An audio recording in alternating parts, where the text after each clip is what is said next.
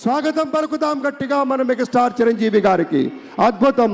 ఆత్మీయ ఆలింగనాల నడుమ సహేతుకమైన సప్రమాణికమైనటువంటి రీతిలో ఆ విరయం చూడండి మన రజనీకాంత్ గారిది. ఎంత ఎత్తుకెదిగినటువంటి గొప్ప కళాకారుడు అయినా కూడా వదిగి ఉండేటువంటి ఆ మహనీయులందరికీ స్వాగతం పలుకుతున్నాం. It gives us great pleasure to welcome Talaiva superstar Rajinikanth garu and Lata Rajinikanth garu to Andhra Pradesh for this momentous occasion.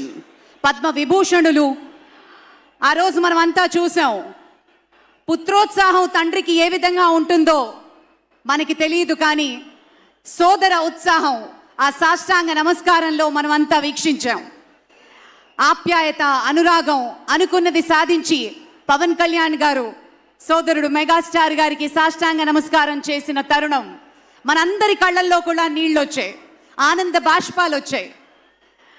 ఒక విజయాన్ని సొంతం చేసుకుని తిరిగి ఇంటికి వెళ్ళి తల్లి గారికి, వదిన గారికి, అన్నగారికి చేసిన సాష్టాంగ నమస్కారాన్ని ఈరోజు సభాముఖంగా గుర్తు చేసుకోవడం అవసరం అనిపించింది.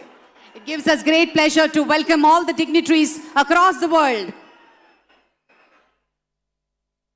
ఇప్పుడు ఒక సాంస్కృతిక అంశంలోకి వెళ్లే ముందు ఒక ఆడియో విజువల్ ప్రెజెంటేషన్ ప్లే చేయవలసిందిగా టెక్నికల్ టీమ్ ని రిక్వెస్ట్ చేస్తున్నాం. ఏవి ప్లీజ్.